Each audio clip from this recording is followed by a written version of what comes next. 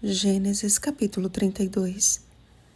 Então disse: Já não te chamarás Jacó, e sim Israel, pois como príncipe lutaste com Deus e com os homens, e prevaleceste. Versículo 28.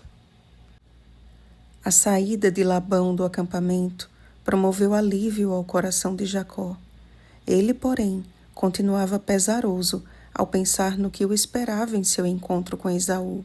Foi então que, ao seguir viagem, anjos de Deus lhe saíram a encontrá-lo.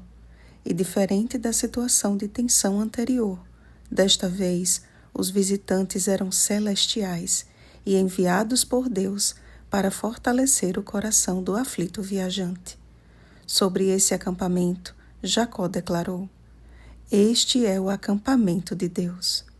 Encorajado por essa experiência providencial, enviou mensageiros para informar a Esaú de sua chegada.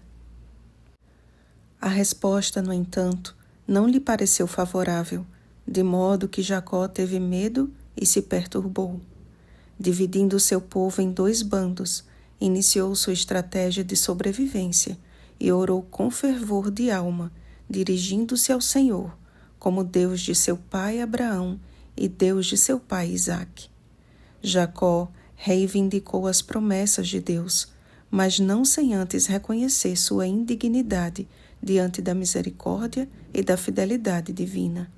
Ele não somente orou, mas também agiu, e separando entre alguns de seus servos um dos maiores presentes relatados na Bíblia, tentou aplacar a ira de Esaú com o melhor que havia em seus rebanhos.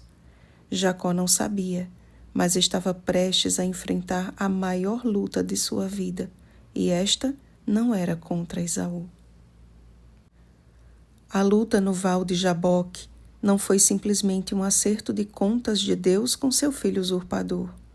Em toda a trajetória de Jacó, percebemos como ele era estrategista e parece que tinha sempre um plano para atingir seus objetivos. Ao se aproveitar da fome de Esaú, ao participar do plano de sua mãe, ao propor seu trabalho em troca de Raquel, ao usar as varas verdes no nascimento dos rebanhos, ao planejar a sua fuga do Oriente, ao dividir seu povo em 2 grupos, ao enviar presentes a Esaú, em tudo isso percebemos que Jacó era um homem de ação, e com isso não estou dizendo que seja errado agir. É importante saber o que fazer, principalmente diante de situações de crise. Mas entre o planejamento e a ação, é necessário que sempre tenhamos em mente a vontade de Deus. Devemos sempre perguntar ao Senhor: o que queres que eu faça? A Bíblia diz que Jacó estava só. Aquela luta representava a sua experiência pessoal com Deus. Não havia testemunhas. Isso é tão interessante e importante de se observar, amados, porque aquela noite dividiu a vida de Jacó em antes e depois. Foi depois daquela experiência que Jacó recebeu um nome novo. O Senhor olha para cada um de nós como se fôssemos seus filhos únicos. Não me pergunte como isso funciona, pois está além da compreensão humana. É divino. E vale a pena repetirmos e refletirmos novamente no versículo que lemos no início. Então disse: Já não te chamarás Jacó, e sim Israel, pois como príncipe lutaste com Deus e com os homens, e prevaleceste. Eu acredito que a resposta do Senhor, quando Jacó perguntou pelo nome dele, era uma pergunta retórica. Era como se o Senhor o questionasse assim: Por que me perguntas pelo meu nome? Pois você já o conhece. Oh, meus irmãos, como necessitamos dessa experiência do verdadeiro conhecimento de Deus. Jacó errou muito na vida, mas perseverou em buscar ao Senhor, e o Senhor o honrou e o recompensou por isso. Todos nós somos pecadores e indignos da misericórdia e da fidelidade de Deus. Mas Ele nos ama com amor eterno e deseja que cada um de nós tenhamos uma experiência pessoal com Ele. Foi após aquela noite de luta que Jacó declarou: Vi a Deus face a face e a minha vida foi salva. Lembram de Jó?